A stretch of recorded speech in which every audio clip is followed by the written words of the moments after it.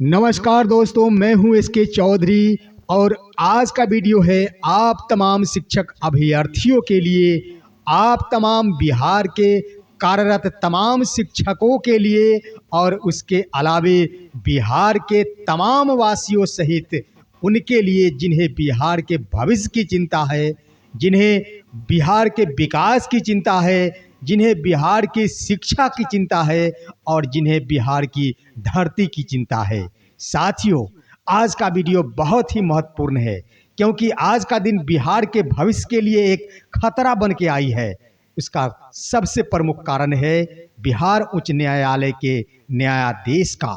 साथियों, आप सभी जान ले कि दिन प्रतिदिन एक से बढ़कर एक न्याय निर्णय आते जा रहे हैं जो कि बिहार को खतरे की तरफ ले जा रहे हैं। सबसे पहले जान ले कि आज के दिन बिहार के पटना हाईकोर्ट ने जो न्याय निर्णय सुनाई है उसके आधार पे बिहार के तमाम 22,000 नियोजित शिक्षक जो कि पूर्व से कार्यरत है, 42,000 शिक्षकों की बहाली छठे चरण के अंतर्गत हुई थी, जिसमें आज के न्याय निर्णय के अनुसार 1 से 5 के बीएड योग्यताधारी जिनकी नियुक्ति छठे चरण के अंतर्गत हो गई थी, उन्हें बाहर का रास्ता दिखा दिया गया है। अब कैसे जिएंगे उनके बूढ़े माता पिता और कैसे परवरिश होगा उनके बाल बच्चों का, इसकी चिंता कौन करेगा?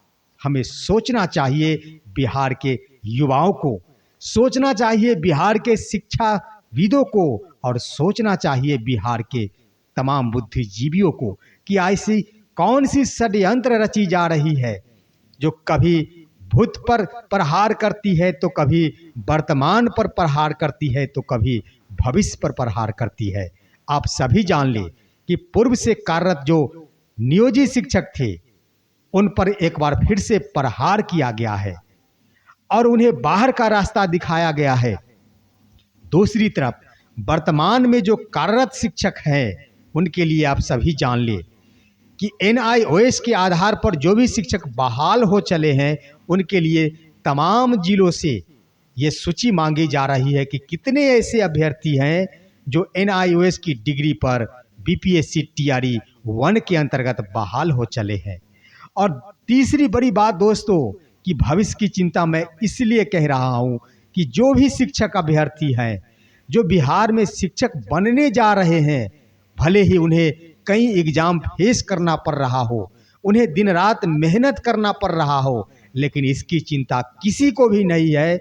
और एक तरफ नौकरी दी जाती है और दूसरी तरफ से दूसरे दरवाजे से उनकी नौकरी छीन लेने की प्रयास की जाती है। ये षड्यंत्र किसका है? हमें जागना होगा। आखिर इसके पीछे का खेल कौन कर रहा है? क्या मंशा है? आखिर शिक्षाविदों की ये सामने निकल कर आनी चाहिए। इस पर क्या हमारे बिहार के तमाम बुद्धिजीवी वर्ग सोचते हैं, वे हमें कमेंट के माध्यम से अवश्य बताएं। साथियों, ऐसा ना हो कि जितने शिक्षकों की बहाली टीआरई 1 एवं 2 के अंतर्गत की जा रही है उतने पूर्व से कार्यरत शिक्षकों को बाहर का रास्ता दिखा दिया जाए, उन्हें बाहर सेवा मुक्त कर दिया जाए। कहीं ऐसी तो षड्यंत्र नहीं चल रही है? इस पर विचार करना होगा हम तमाम नौजवानों को गंभीरता पूर्वक।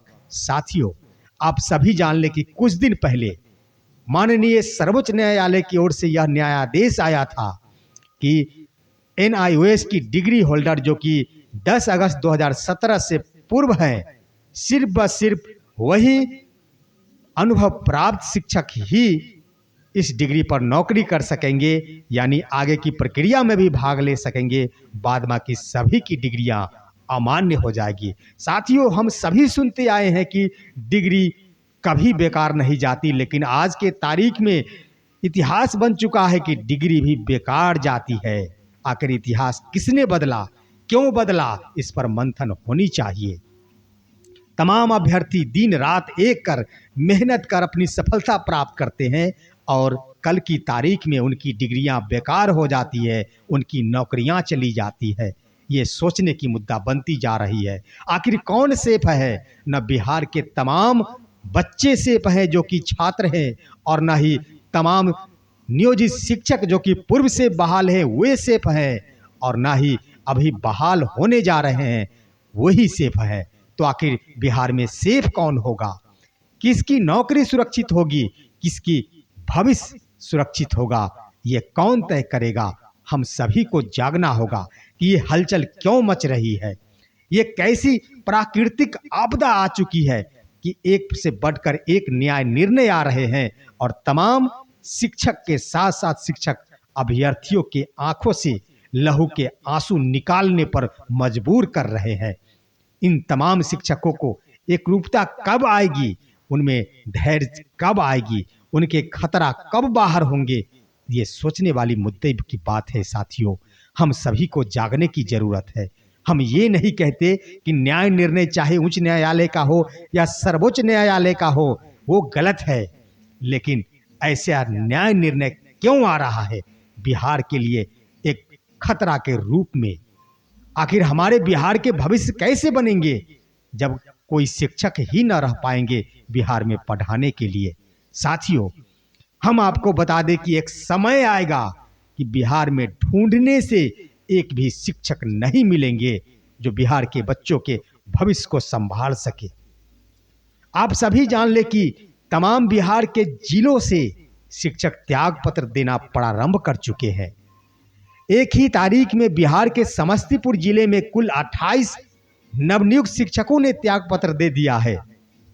दूसरी तरफ मुजफ्फरपुर जिले से भी कई शिक्षकों ने त्याग पत्र दे दिया है। तो औरंगाबाद से शिक्षकों ने त्याग पत्र दे दिया है, तो वैशाली से, तो बेगूसराय से, तो दरभंगा से। आखिर त्याग पत्र देने का दौर जारी क्यों है? क्योंकि उनका भविष्य सुरक्षित नहीं है। आज बहाल किए जा रहे हैं और कल की तारीख में उन्हें सेवा से बाहर होना पड़ रहा है। साथियों, जागने की जरूरत है, मंथन करने की जरूरत है कि आखिर ये साजिश किसकी हो सकती है। आखिर इतना बड़ा षड्यंत्र कौन रच रहा है बिहार के भविष्य के साथ? ये जागने और सोचने की बिंदु है। हम सभी को सोचने पर मजबूर करना पड़ रहा है। हम लोग मजबूर हो रहे हैं, आप सभी को हम मजबूर कर रहे हैं। जरा सोचिए, संभलिए और जानिए कि इसके पीछे का षड्यंत्र रचने वाला कौन व्यक्ति है। आखिर ये आपदा है या फिर प्राकृतिक आपदा है? हम क्या इसे का नाम दे? शिक्षा आपदा इसका नाम दे, इसमें कोई दो राय नहीं है। और इसे प्राकृतिक आपदा नाम दे, इसमें कोई दो राय नहीं है। क्योंकि जो भी न्याय निर्णय आ रहे हैं उससे तमाम शिक्षक बन चुके अभ्यर्थियों को खतरा हो रहा है, और जो भी न्याय निर्णय आ रहे हैं उससे आने वाले भविष्य में बनने वाले शिक्षकों के ऊपर खतरा मंडराते नजर आ रहा है। तो आखिर ये प्राकृतिक आपदा नहीं तो कौन सी आपदा है? जरा सोच सकते हैं आप सभी। दोस्तों, एक और बड़ी बात बता दूं कि न्याय निर्णय के आलोक में आप तमाम शिक्षक बन चुके नियोजित शिक्षकों के साथ साथ जो अभी प्रथम फेज में बहाल हुए हैं शिक्षक, और उसके अलावे आगे भी जो बहाल होंगे शिक्षक, उनको मैं आश्वस्त करना चाहता हूं। सबसे पहले आज के न्याय निर्णय के आलोक में जो नियोजित शिक्षक छठे चरण के शिक्षक बहाली के अंतर्गत बीएड डिग्री के आधार पर 125 में बहाल हुए थे, वे सभी आश्वस्त हो ले कि वे एक दिन के लिए भी अपनी सेवा से बाहर नहीं होंगे। मैं आपको आश्वस्त कराता हूं। दूसरी बड़ी बात दोस्तों कि भले ही सरकार की ओर से तमाम NIOS से बहाल शिक्षकों की रिपोर्ट मंगवाए जा रहे हैं, लेकिन वो भी बाहर नहीं होंगे, वो भी सेवा में बने रहेंगे। ये मैं आपको आश्वस्त करता हूं। इसका सबसे प्रमुख कारण है दोस्तों कि हमारा भारत का संविधान अगर कठोर है तो लचीला भी है। हमारी जो न्याय व्यवस्था, यूं ही नहीं, हमारा संविधान दुनिया का सबसे बड़ा संविधान है। हमारे भारतीय संविधान में एक से बढ़कर एक कानूनों की व्यवस्था की गई है जो कहीं भी किसी भी भारतवासियों को सुरक्षा प्रदान करने में कभी पीछे नहीं हटती है। इसी तमाम उलझनों से दूर करने के लिए कभी सिंगल बेंच तो कभी डबल बेंच तो कभी ट्रिपल बेंच का निर्माण किया गया है। वो हमारे संविधान में ऐसी व्यवस्था यूं ही नहीं की गई है साथियों। तो आप सभी आश्वस्त रहे कि आप अपनी सेवा में बने रहेंगे, भले ही कितनी बड़ी शिक्षा आपदा बनकर तमाम अभ्यर्थियों के साथ साथ शिक्षकों के सर पे मंडरा क्यों नहीं जाए। उनकी नौकरी कभी नहीं दे जा सकती। भले कुछ कुछ कर ले, लेकिन इन बूढ़ों बुजुर्गों का, जो शिक्षक के बूढ़े बुजुर्ग माता पिता है, उनका आशीर्वाद कहाँ जाएगा? बच्चे जो कि भगवान के एक रूप होते हैं, उनका भविष्य कहाँ जाएगा? ये हर कोई देख रहा है। तो तमाम साथियों के प्रति जरूर से जरूर न्याय निर्णय आएगा और आप सभी आश्वस्त रहे कि आपका भाग्य भी एक दिन खुलेगा। आप एक दिन के लिए भी बाहर नहीं हो सकते, ये हमारा वादा है। अपने इस वीडियो के माध्यम से आप सभी को जगाना चाहता हूं दोस्तों कि आप सभी जागिए और इस षड्यंत्र करने वाले व्यक्ति को पहचानिए कि आखिर षड्यंत्र कैसी रची जा रही है। क्या जितने हम बहाल करेंगे उतने बाहर के रास्ते देख लेंगे? कहीं ऐसा तो षड्यंत्र नहीं। क्या हमारे भविष्य, बिहार के भविष्य को मिट्टी में मिलाने की साजिश तो नहीं हो रही? ऐसा तो नहीं कि बिहार में एक भी व्यक्ति शिक्षक बनना ही नहीं चाहेंगे? ऐसा भी दिन आ सकता है दोस्तों, अगर ये दिन प्रतिदिन ऐसे ही आते रहे। एक तो नए बहाल शिक्षक त्यागपत्र दे ही रहे हैं, लेकिन आने वाले दिनों में कार्यरत शिक्षक भी अपना त्यागपत्र देना प्रारंभ करेंगे। इसमें कोई देर नहीं दोस्तों, आए दिनों कुछ ही दिनों में त्यागपत्र देना प्रारंभ करेंगे, क्योंकि उनकी जिंदगी ही सेफ नहीं है, उनका भविष्य ही सेफ नहीं है। उन्हें अपनी रोजी रोटी की चिंता है, उनके अपने माता पिता की चिंता है, उन्हें अपने बाल बच्चों की चिंता है। तो वे निर्भीक होकर शिक्षण का कार्य कैसे कर सकते हैं?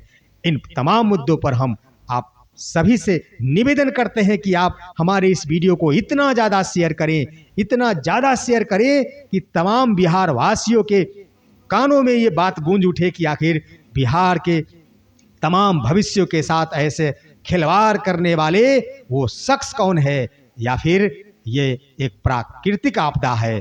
इस पर मजबूर हो तमाम बिहारवासी। दोस्तों, हम फिर मिलेंगे आपके साथ अगले वीडियो में। तब तक के लिए नमस्कार। हमारा वीडियो अच्छा लगा होगा तो इसे लाइक कर दोस्तों जरूर से जरूर अपने दोस्तों और तमाम बिहारवासियों के पास शेयर जरूर कर देंगे। फिर मिलते हैं। दिल से नमस्कार, आदाब और प्रणाम।